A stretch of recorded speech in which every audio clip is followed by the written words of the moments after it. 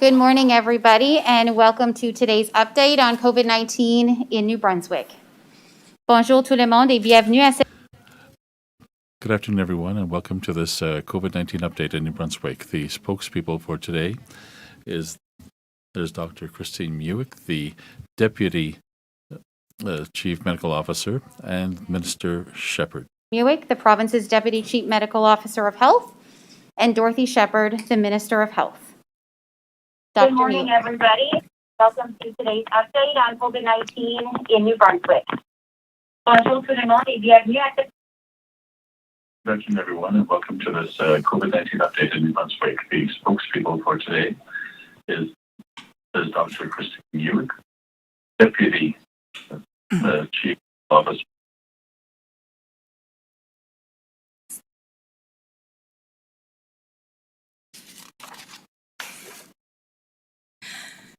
Good morning, everyone. Bonjour tout le monde. Since moving into the green level of our COVID-19 recovery plan on July 30th, New Brunswick has seen a surge in COVID-19 infections. More people moving around provides more opportunity for the virus to find new hosts, so this is no surprise. La santé publique est Public health is concerned by the recent increase of the number of cases throughout the province. In particular, we are concerned by the number of cases where we can't establish a link to other existing cases. As of today, 13 cases in Zone 1, which is the Moncton area, and 1 case in the Fredericton area, have been classified as community transmission. This means we can't directly establish who the individual got their infection from. While our case numbers are higher than they have been in many months, the course of the disease and how we need to respond to it has changed with the vaccine rollout. Comparativement, compared to the winter months, fewer infected people need intensive care. On February 10th, there were 175 active cases in New Brunswick, which is relatively similar to that of today, which is 157. February 10th, 2021, New Brunswick had 175 active cases of COVID-19. That's close to today's number of 157. On that day, there were 6 New Brunswickers in hospital, of whom 2 required intensive care. At this time, 4 people are hospitalized in the province due to COVID-19, and none of them need intensive care. In fact, no one has been admitted to intensive care due to COVID-19 since mid-June. Our contact tracing teams continue to help control the spread of COVID-19. Our contact tracing teams continue to do an excellent job, and I would say arguably one of the best in the country, and that is helping to limit the spread of the virus. The current surge in cases is centered in Zone 1, which is Moncton and southeastern New Brunswick. We have found that cases in other regions are linked to the Zone 1 area. The most significant difference between today and 6 months ago is the widespread availability of safe and effective vaccines. À l'heure actuelle, plus de... At this time, more than 74% of New Brunswick citizens are completely protected against COVID-19, and that is good news.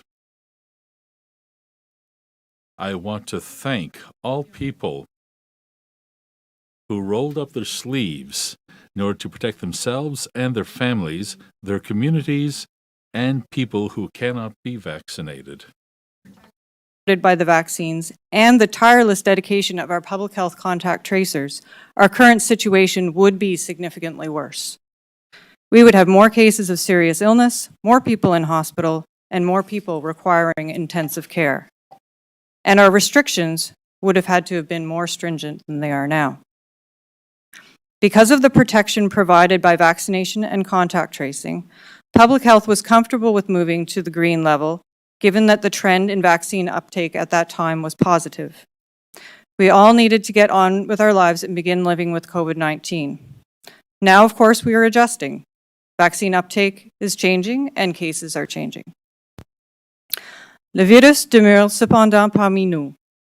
And the virus is still among us, and the advice and recommendations of public health continue to apply, even though the mandatory order is no longer in effect. Si vous n'êtes pas complètement vacciné encore,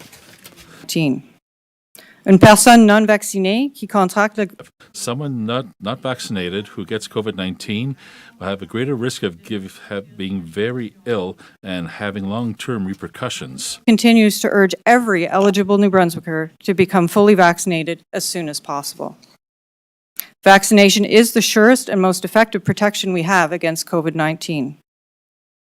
Today, Public Health is reporting 8 new cases of COVID-19 in New Brunswick. 6 are in Zone 1, the Moncton region. 3 of these are contacts of previously confirmed cases, and 3 are under investigation. And there are 2 cases in Zone 3, the Fredericton region. Both of these are travel-related.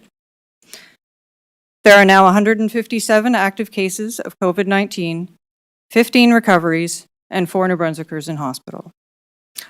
Aujourd'hui, la santé Today, Public Health is reporting 8 new cases of COVID-19 in New Brunswick. 6 cases are in Zone 1, the Moncton region.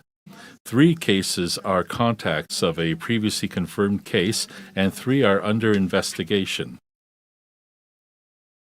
And there are 2 cases in Zone 3, the Fredericton area. Both are travel-related. There are now 157 active cases of COVID-19 in the province. 15 people have recovered, and 4 other New Brunswickers are still in hospital after having gotten the virus. cases continue to be among those who are not fully vaccinated, whether by choice or because they are not yet able to receive a vaccine. If you are not vaccinated, there are steps you can take to protect your own health and the health of those around you. I strongly recommend that New Brunswickers pay close attention to the public health practices learned during the pandemic. Wash your hands frequently and thoroughly. Maintain 2 meters between yourselves and others wherever possible. Stay home if you don't feel well. Watch for symptoms of COVID-19 and get tested if symptoms emerge. Tous ces couches de protection. All these steps are important for people who are vaccinated as well in New Brunswick. Given our current case numbers and the evidence of community spread, I urge all New Brunswickers to continue to wear a mask when they are in indoor public spaces. It is true that masks are not currently required by law as they were earlier in the pandemic. But remember, we're dealing with a communicable disease that can and will spread quickly among the unprotected. If you want to protect yourself and your family against COVID-19, your best option is to get vaccinated. If that is not your choice or that option is not available to you, my advice is that you continue to wear a mask and limit your contacts as much as possible. To stop the spread of a communicable disease like COVID-19, it is important that we're able to apply multiple layers of protection to slow the spread of the virus. Vaccines are an important protection step to prevent the spread of COVID-19, but we have to have other tools as well, such as masks, in order to protect the people as effectively as possible. It is also critically important that everyone cooperates in helping us to trace the course of this disease. Si un représentant de santé publique If a representative of public health calls you, please answer the phone. Be respectful, answer politely but accurately to the questions so that the contact tracing team can if a public health representative or team member contacts you, please answer your phone, be respectful, respond frankly and with politeness to the questions posed, and follow the directives that are given to you. Isolation of those who are infected or could be infected remains a key element in our strategy to limit the spread of COVID-19. Please note that public health directives will depend in part on each person's vaccination status. Unvaccinated or not fully vaccinated people exposed to the virus will have more restrictions placed on them than vaccinated people who are in the same situation. Currently, there are more than 1,000 New Brunswickers who have isolated themselves to help us limit the spread of this disease. Je les remercie tous. I thank them all for the sacrifice to protect their family, their community, and non-vaccinated people. COVID-19 is still among us, and we are just starting to learn to live with the virus. Yes, we have seen an increase in cases over the last month, but we're not seeing the concurrent increase in serious illness and hospitalizations that would jeopardize our healthcare system at this time. Le rythme. The vaccinations have slowed down, but it seems to be picking up speed again as families get back from vacation and are preparing to go back to school. And this gives me hope. Every day, more and more New Brunswick citizens are receiving the COVID-19 vaccine. Given the highly contagious nature of the new variants of COVID-19, we need to get as many New Brunswickers as possible vaccinated as soon as this can be done. In order to contain the increase of COVID-19 cases, we have to continue to work together. And contribute by getting vaccinated and encouraging those close to you to get vaccinated. You can contribute by helping us trace and contact potential cases. You can contribute by wearing a mask if you have not yet fully received a vaccine series. We have come a long way by working together, and it's one of the features of our response to COVID-19 in New Brunswick. Please continue to do this for your own sake and for your fellow New Brunswickers. Thank you very much.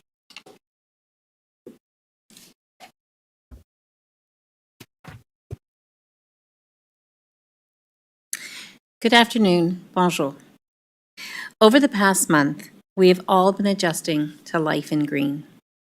We've been learning how to live our lives as normally as possible with the continued presence of COVID-19. Some New Brunswickers have embraced this transition, but I know for some, it has not been easy. The good news is that our vaccine rate is still steadily increasing. As of today, 74.2% of eligible New Brunswickers have received both doses of the vaccine, and 84% have received their first dose.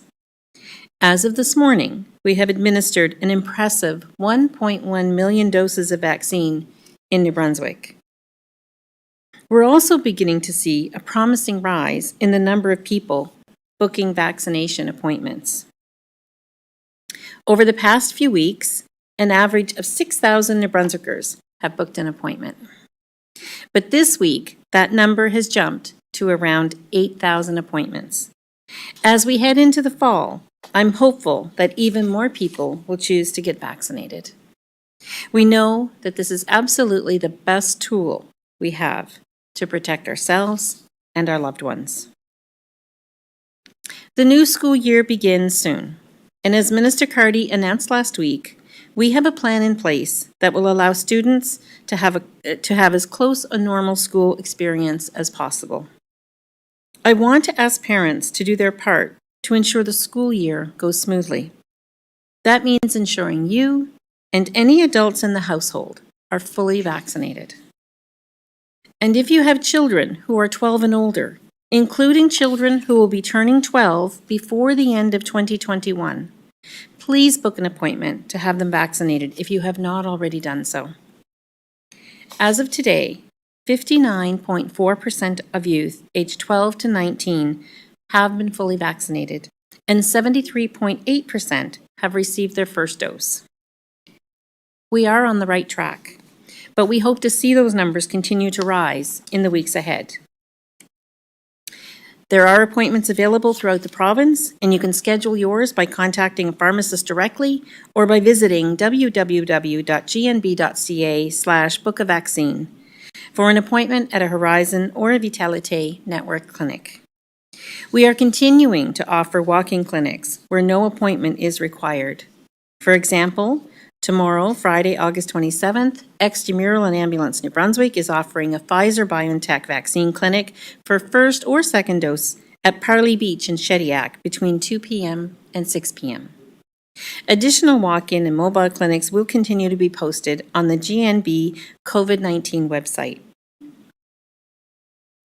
We should all feel encouraged that nearly 75% of our eligible population is now fully vaccinated. But with the presence of the variants in our province, we must aim above and beyond that goal. The more people get vaccinated, the more we will all be protected from COVID-19. We know that being fully vaccinated provides a high degree of protection against this virus. As Dr. Muick explained, the vast majority of people who have tested positive for COVID-19 since the beginning of July were not fully vaccinated. Those New Brunswickers who have been vaccinated can access their immunization record through MyHealthNB. If you have already been vaccinated and do not have a MyHealthNB account, you can receive a registration code by booking an appointment at a Horizon or a Vitalite clinic. At the appointment, staff will verify your identity and your NB Medicare number and will give you a registration code that you can use at myhealth.gnb.ca. Your paper record of immunization is still your official record, so please keep it in a safe place. Keep a copy, take a picture of it if you haven't already done so. I want to thank everyone who has done their part by getting vaccinated already. You are playing a very important role in getting us through this pandemic and making it possible for us to return to a more normal life. As our vaccination rate continues to increase, we will all feel more comfortable living with our lives in a more free way. Learning to live with COVID-19 is a process. This is something we will get through, as we have throughout the pandemic, by working together. Thank you. Merci. Thank you, Minister, and thank you, Dr. Muick. Merci, la ministre et Dr. Muick. Proceed with questions from the media. Each reporter will have one question and one follow-up. You have the right to pose your question in the official language of your choice, and please ensure your microphones are placed on mute. Nous allons maintenant procéder aux questions des journalistes. Vous avez le droit de poser vos questions dans la langue officielle de votre choix. Chaque journaliste aura une question puis un suivi. Veuillez vous s'assurer de déactiver le son de vos micros. Laura Brown, CTV. Hi, either of you hopefully can answer this. Wondering if parents should be concerned, specifically in the Moncton area and those who have kids under the age of 12, about sending their child back to school next week, specifically again in that area. So as was communicated last week, there is a plan for the opening of schools that incorporates protective measures into the daily routines of kids at school. We do have to keep in mind, as we have throughout the pandemic, that there are various factors and priorities that need to be taken into consideration. Obviously, infection control and the protection of children from that perspective is paramount. That being said, of course, we also want children to get a good education. We also want children to have good physical, mental, social, and emotional health. So all of these things are considered, but we continue to watch the situation very closely, and we will be working with our partners at EECD and continuing to evolve our evidence as needed, or as our advice is needed. And I know that it was released yesterday, but can either of you tell us the breakdown of the Alpha versus Delta variants currently in the province, including the cases today? We have both Alpha and Delta variant in the province currently, and both of them are known to be more transmissible than the original version of the virus. So it is important for us from the perspective of understanding the dynamics of transmission. But in terms of what people do on a day-to-day basis and what protection measures they take, there's not a big difference in that respect. So it is, regardless of whether it's Alpha or Delta in your local area, it's really important for you to pay attention to public health measures. Breakdown of the numbers, though? I probably do. I'm trying to find them as well. I know I saw them. There were 4 cases of Delta in the province, if my memory serves me correct. Yeah, I don't see it here. Okay, yeah. We'll get Yeah, that we'll for get you. back to you Laura. with the exact Absolutely. Yeah. numbers. Thanks. Natalie Sturgeon, Global. Hi, so we sort of talked to experts who said that disavowing masks and sort of getting rid of the COVID protocols was the wrong move right now as we enter the 4th wave. What do you make of that, and what will you be doing to sort of protect New Brunswickers as we go forward, and will you reinstate a mask mandate? So as I alluded to with the school question, this is an evolving process. This is an evolving situation. And we are always looking to create that fine balance between what we need to do to control the pandemic and various potential unintended consequences of the restrictions that are put in place. So all of that is an ongoing discussion, and as you can see, situation can change very quickly. So we continue to look at that on an ongoing basis, which is why the messages you're hearing now are different than what you would have heard 2 weeks ago. All options are on the table and continue to be discussed, and so as various measures need to be put in place, we'll be not only discussing them, but communicating them to the public. Can I just add to that? Yes, absolutely. So and as Dr. Muick says, we've, every single day, we still continue to have the pulse of COVID-19 at our fingertips, and that's really important. We will always make our decisions based on the best available data on any given day. I look in this room and I see no less than a half a dozen or more out of the 9 people sitting in front of me that are wearing masks. The public has grown to understand through our COVID reality that they have the opportunity and they have the power to protect themselves against COVID-19. The vaccinations are, of course, I think, our biggest tool in the toolbox. But we know that wearing masks in indoor public spaces is a smart thing to do. We know that keeping your distance and washing your hands frequently are other smart things to do. And our public has been educated to that. And I still see people today, we wore masks walking in here today.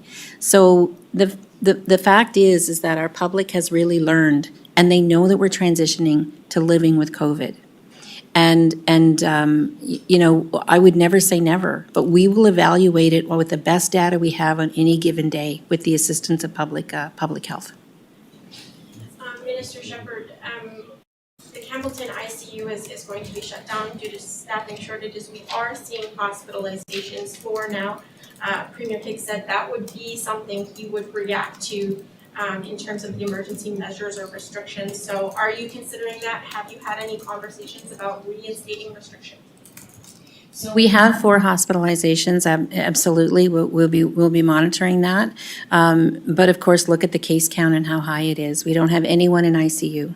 And so, again, we will be making our decisions based on the best available data on any given day. Public health and government, our cabinet have worked very, very well together, including with the cabinet committee.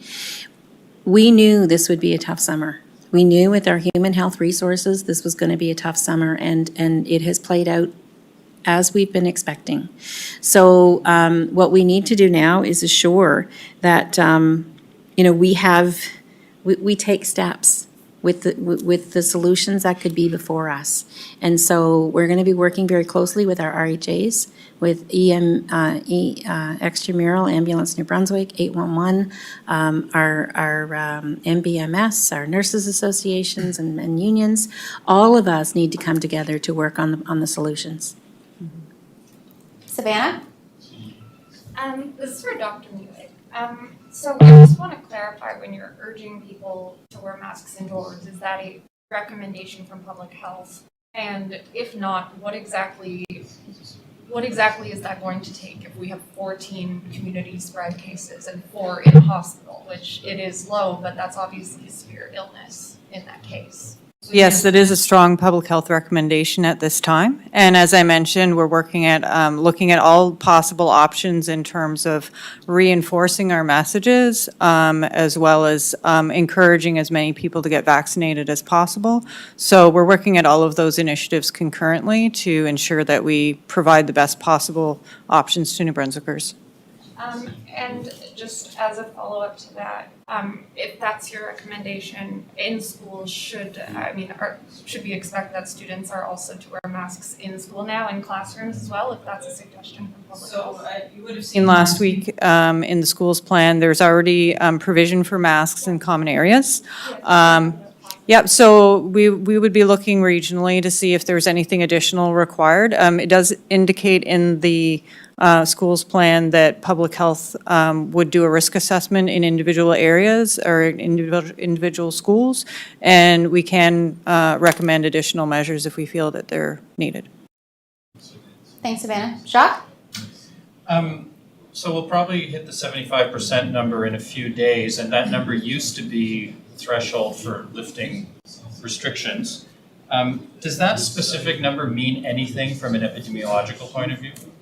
So there would have been early modeling that was done, primarily based on the experience in the pandemic to that point, which was typically the traditional version of the virus, that would have suggested that 75% was a good target to aim for. The modeling continues to evolve as does the situation. And of course, we have many more variants in play now than we would have not that long ago. And so as a result, our messaging has also evolved. We do see modeling that suggests that higher vaccination rates are important in the context of the Delta variant, for example. And so now our message is really, we want as many New Brunswickers as possible to get fully vaccinated. So if 75 specifically doesn't mean any change in terms of spread or herd immunity, why not put out a number that what number does mean something? Well, I guess it's the same issue as we would have had with the 75, which is there's no magic bullet associated with that number or probably with any other number. These are numbers that are based on modeling, and this is a new disease with new transmission dynamics. Oftentimes when we're able to establish a hard number for other vaccination coverage rates, say for measles or other diseases, that's based on a much longer period of experience with those diseases, and so it does become a little bit easier to nail it down. But for the purposes of public participation, I guess we just want to make sure that people know we need as many of them to roll up their sleeves as possible. Thanks, Jacques. Thank you. Isabelle Arsenault, Radio-Canada. Hadil Ibrahim, CBC. Hi, can you hear me all right? Yeah. Great, thank you. This is for Dr. Muick. You said the majority of cases are people who are unvaccinated either by choice or they've not been able to get vaccinated. Do you have a breakdown of how many people are the former and how many are the latter? And can you expand on what you mean by unable? Is it just age or are there more reasons?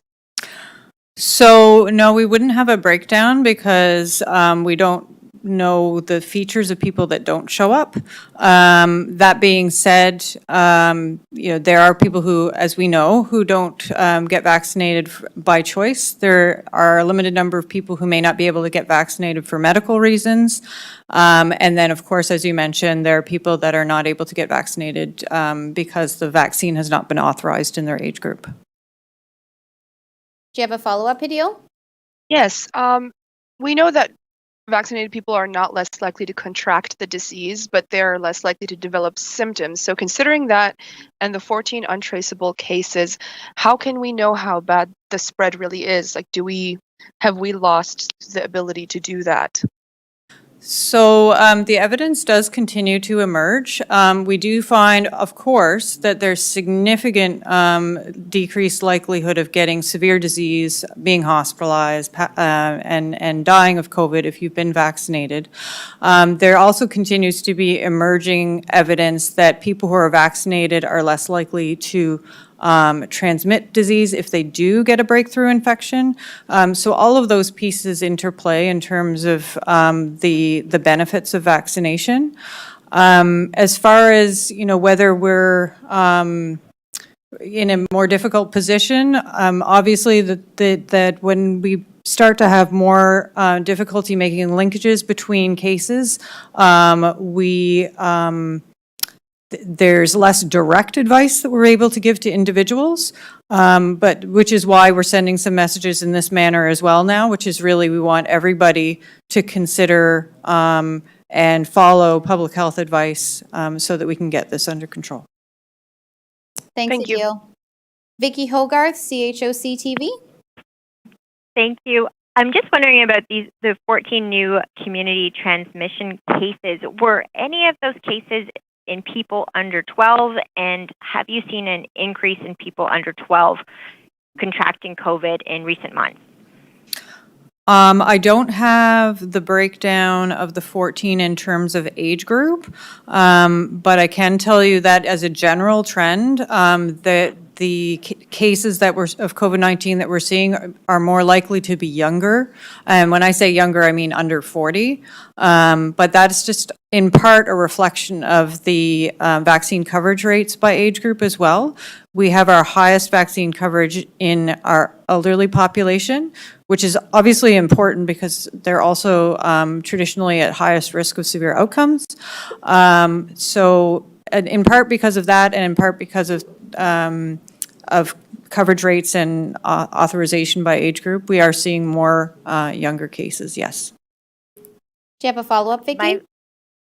My follow-up is just we're at 74.2% of the eligible population being fully vaccinated, but do we know what that percentage is overall in terms, are we looking at 2/3 of the population if we consider everyone? And should we be aiming for a higher number this fall with the Delta variant at play? Yeah, so most of the country follows eligible population when they're determining their vaccine coverage rates. We have looked on several occasions on what that would look like if we used the total population. Typically, it does reduce the number by a bit less than 10%. So, for example, if we see 74% fully vaccinated, it would be somewhere in the range of 65 to 66% if we counted absolutely everybody in the province. Thanks, Vicky. Tom Bateman, Brunswick News.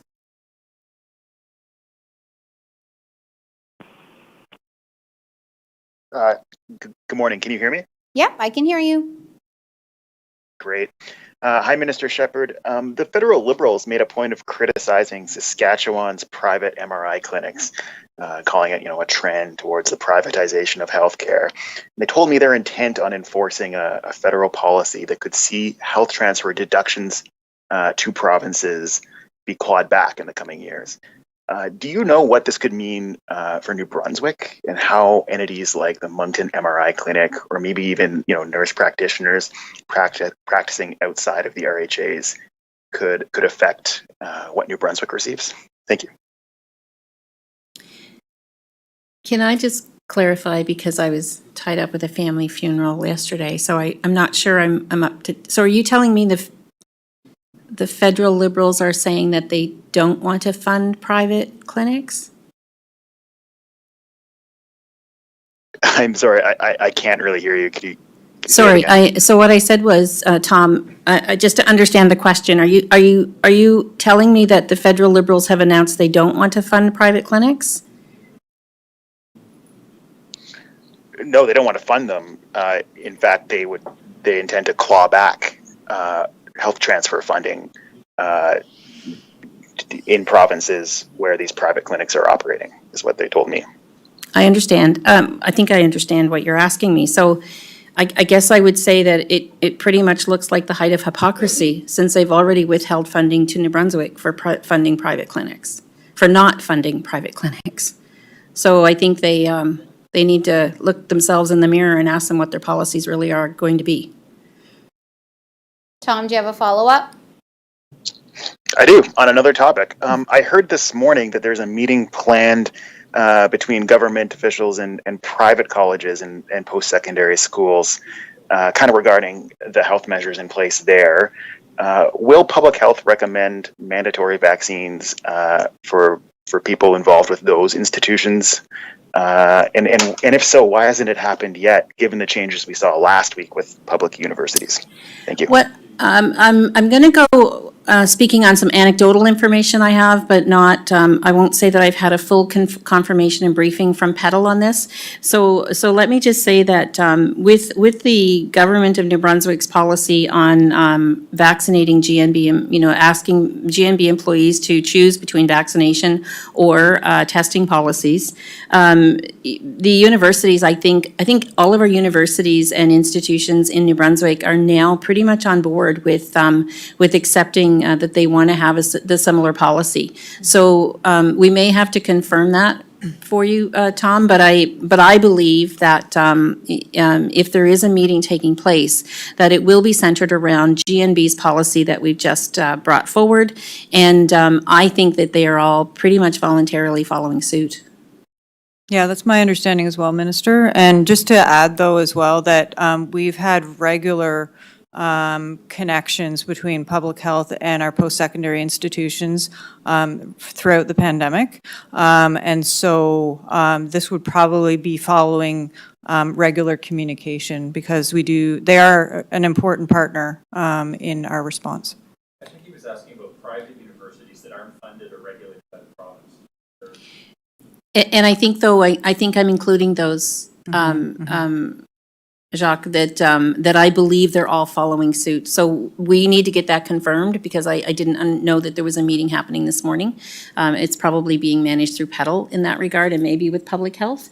But I think I'm not aware of any that haven't indicated they would be heading in this direction. Thanks, Tom. Alexandre. Yeah, thanks, everyone. Alexandre Boudreau, l'Acadie Nouvelle. Alexandre Boudreau, l'Acadie Nouvelle. Hello, do you hear me? Yes, we do. No, we didn't hear you. So is it better now? Yes. Yes. Yes, we hear you. So I'll try to speak clearly. The Premier said last week that the government would ask businesses to have vaccination for their employees so that they would follow the same policy as government. Do you have more details on that? When did you ask businesses to have their employees? So is this a federal initiative? I beg your pardon? Did you say that this was this a federal directive for their employees? No, for what the Premier Higgs said last week, that he had announced that the civil service would have to be vaccinated or have regular tests, and he said that the government would ask certain businesses to be have their employees vaccinated as well. Okay. Could speak to that, perhaps. I believe that as GNB has taken our steps, I believe there has not been a directive to businesses in the community. What I do think is happening are conversations about GNB's steps and then how that might transition into the business community. We know that in other provinces, I believe some businesses are being given directives to ask for vaccinations, but I can't speak to that and confirm it for you. At this time, we are focused on GNB and the institutions and third parties that work with GNB. As-tu une suivi, Alexandre? Follow up, Alexandre. When will you be able to clarify the details concerning compulsory vaccination? That the Premier said he would clarify the details later. Where are you at when it comes to preparation, when it comes to the details for that plan for special care homes? There was a directive sent out even this morning by our Chief Clerk of the Executive Council, Cheryl Hansen, and Head of the Public Service, and the vaccination policy to all GMB employees this morning. It clarifies the policies for current employees, future employees, and I believe even third party, yes, on-site vendors, suppliers, contractors, and volunteers. That's why this is a very comprehensive mandatory vaccine and/or testing policy. We know that, we need to protect our children that can't be vaccinated, and anyone else in community who at this time cannot be vaccinated. And we know that the highest number of vaccinated population we have, the better our communities are going to be for it. And so that clarification went out today. Merci. Travis Fortnum, Global. Hi there, can you hear me? Yes, we can hear you. Cool. So my first question is for Minister Shepherd. So we're hearing of ICU closures in Campbellton due to staffing shortages, and staffing shortages seems to be a problem in the healthcare system. We keep hearing about this summer. So I'm wondering if you could speak to what the Department of Health is doing specifically to fix this problem.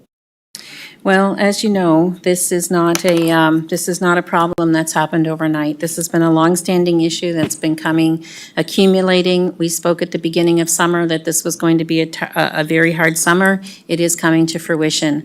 So we absolutely are working with our partners, with Vitalite, Horizon, Extramural, Ambulance New Brunswick, 811, the Nurses Union, the New Brunswick Medical Society, to bring all these partners together to start really focusing on the solutions that are going to happen. Some of this will be conveyed in the health plan. Some of this is being put into action every single day within the networks. It is regrettable that some programs need to be temporarily halted in support of other things like emergency rooms, and making sure that we have strong personnel there to support ERs. But the fact is that you will be seeing measures of and opportunities of solutions coming forward in the very near future. Travis, do you have a follow-up? Yes, I do. And I'm not sure who wants to take this one, but again, about Campbellton, this is a region and a public health zone that hit hard in previous waves of the virus, and it still hasn't caught its breath, so to speak. We're constantly hearing we're on the cusp of a fourth wave. Can Zone 5 afford to go without its ICU right now? Well, again, we make our decisions based on the available and current data of the day. And so we don't want any services temporarily suspended. But the fact of the matter is, it is far safer to make these decisions in advance of having a crisis happen, and not having the staff to fully support measures that need to be taken. Thanks, Travis. Maya Chabel, Radio-Canada. Maya Chabel, Radio-Canada. Hello, do you hear me? Yes. So my question is about the Campbellton Hospital. I wanted to know, but then you said that you were working with Vitality. I mean, this could be for Minister Shepherd.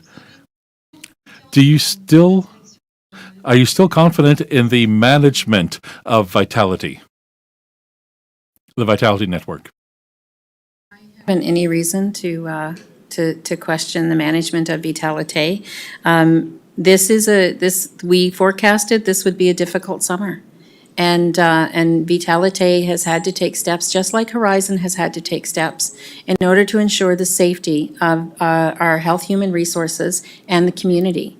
And so, as services must be suspended on a temporary basis to get through our human health resource crisis, then they must need to do that. We can't have questions in community about whether something is safe to operate. And so it is better to take these decisions in advance of having a crisis happen and us being in the middle of something that could have been prevented. As une suivi, Maya? Follow-up question, Maya? Yes, my second question is the mayor for Pointe-à-la-Croix in Quebec was concerned for part of his community that work at the Campbellton Regional Hospital. And I'd like to know, will there be measures in place to protect the staff, those employees? I don't think I understand the question. By protecting the staff, I don't understand what you're alluding to. Protect those who are employed. Or will some lose money? Will they be transferred to other units? What if ever the hospital had to close during the day? I see what you're asking. So the measures that are being taken right now is to close the ICU.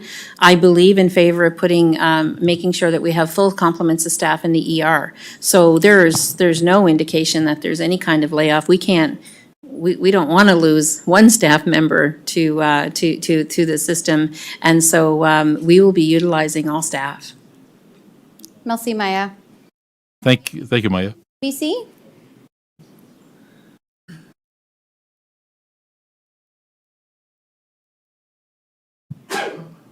Bobby Jean, are you there? Can you hear me now? Yeah, yes, I can hear you. Sorry about that. That's okay. This is a question for both the minister and Dr. Muick, please.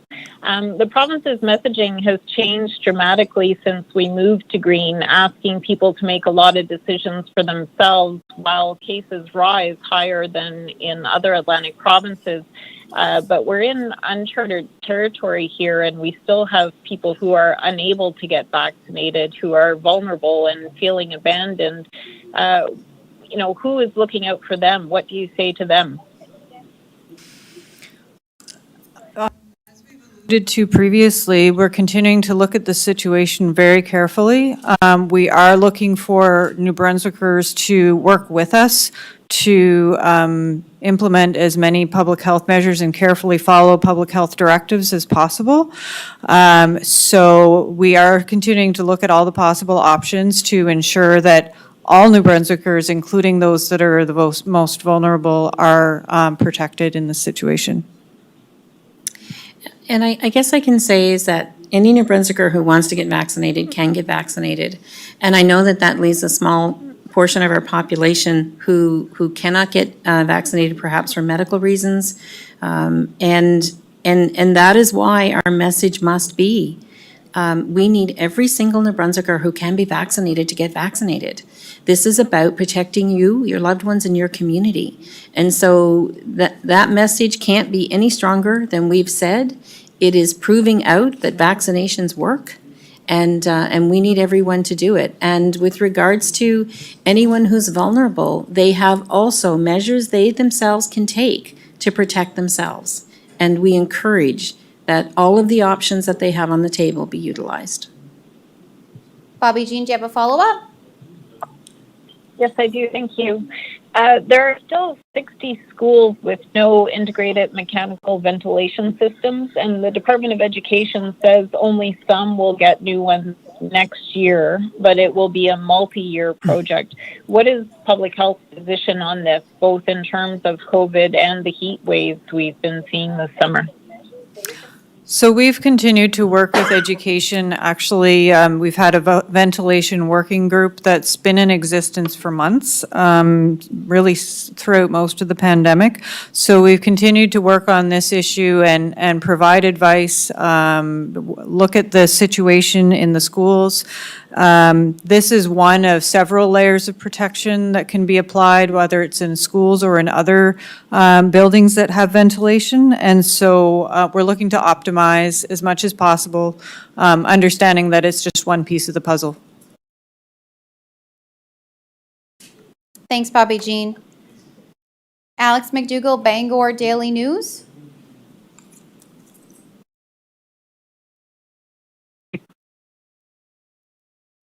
Alex, are you there? Hello, can you hear me? Yes, we can. Okay. Hi. So my follow-up is, just my first question is, with regards to the border between Maine and New Brunswick, Maine is currently seeing, Aroostook County in particular on the border, is seeing an increase of COVID cases. We have about, I think, something like 190 here in just Aroostook County alone. So is that something that's of concern with regards to now that the border has reopened for American travelers, or is because of are there any sort of concerns regarding that? Well, I think travel is always a concern for us because we know it's our number one way of entrance into the province for any virus that we're dealing with.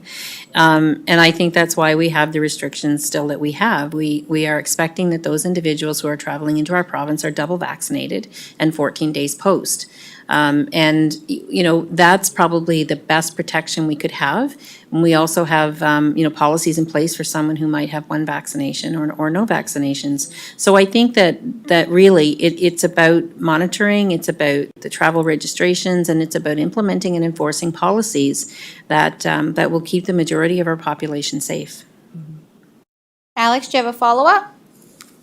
Yes, sort of on a related note, with regards, I know the border is still closed for New Brunswickers to travel over the land border, but they could still, you know, go to Halifax and maybe fly into the country. So are there any sort of travel advisories against the United States right now, the high number of cases here? If there were any advisories, it would be done at the federal level. So we have to rely on their federal policies to help us control and protect the population. Okay. Thank you, Alex.